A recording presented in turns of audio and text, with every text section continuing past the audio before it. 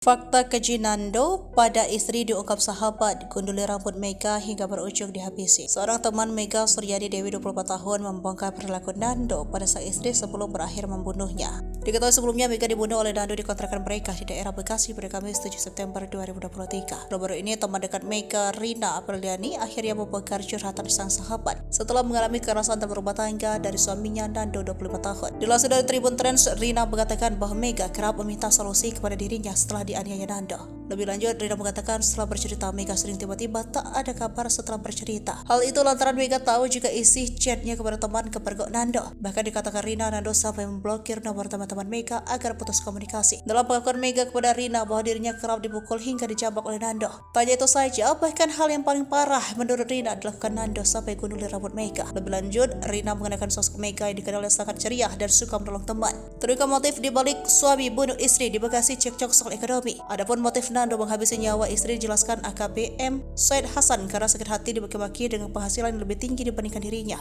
Dijelaskan pula aksi pembunuhan tersebut terjadi karena spontan emosi berawal dari adu mulut soal ekonomi. Kendati demikian, akibat perbuatan tersebut Nando terancam hukuman 20 tahun penjara dan maksimal hukuman seumur hidup.